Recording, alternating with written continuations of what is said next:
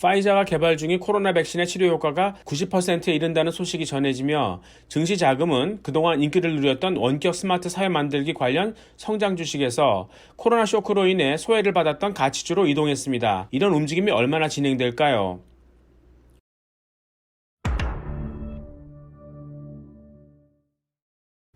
파이자와 바이오엔텍이 임상 중인 백신도 모더나의 것처럼 항체 형성뿐 아니라 면역세포, 즉 T세포까지 자극하여 치료 효과를 배가시키는 것으로 파악됩니다. 즉 메신저 RNA를 통해 항원의 정보를 세포 안으로 전달하여 면역세포가 이를 인지하도록 하는 방식입니다. 그런데 RNA는 몸속에서 매우 불안정하여 전달이 어려운데요. 이를 극복한 것으로 보입니다. 물론 아직 임상이 끝난 것은 아니고 FDA 승인을 받더라도 시중에 이용 가능할 정도로 보급되려면 상당 기간이 있어야 합니다. 아무튼 이런 반가운 소식과 함께 증시 자금은 코로나로 인해 활동이 거의 마비되었던 소외 기업들로 흘러들었습니다.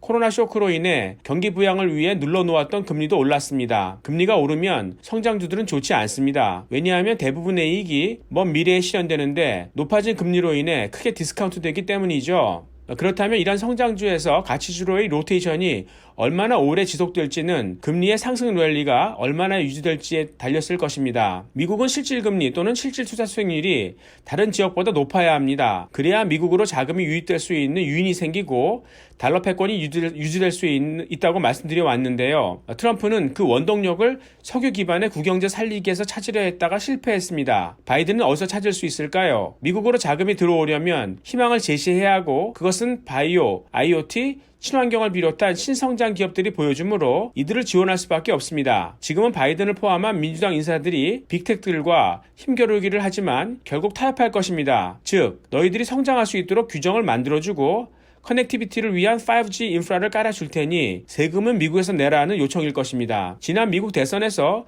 극도로 분열된 미국의 모습을 볼 수 있었습니다. 코로나 쇼크가 아니더라도 지금 수준의 성장률은 미국인들을 충분히 화나게 할 것입니다. 미국은 오거닉 그로스가 없으면 존재할 수 없는 나라이며 이런 성장을 얻으려면 신성장 동력을 키울 수밖에 없습니다. 문제는 당장 성난 민심을 바이든은 가라앉혀야 하고 이를 위해 대규모 재정 지출이 불가피합니다. 그 재원 마련을 위해 자금을 추가 발행해야 하므로 증시 유동성은 풍부할 것이며 이는 금리의 추가 상승폭을 완화시켜 줄 것입니다. 증시에도 도움이 되고요. 반면 바이든은 당분간 국제 외교에 신경을 쓸 여유는 없어 보입니다.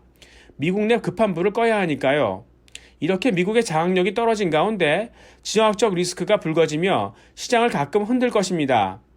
당분간 가장 기대되는 투자처는 재정 지출이 집중될 5G 통신 및 친환경 인프라 관련 부품 장비 산업일 것으로 판단됩니다. 시간이 흘러 미국 민주당과 빅텍이 타협할수록 팽의 제도약도 나타날 것입니다. 그리고 바이든은 트럼프처럼 국방을 희생시켜 경제를 지원하려고 하지 않습니다. 따라서 미국의 국방주 주가도 회복될 것으로 보입니다.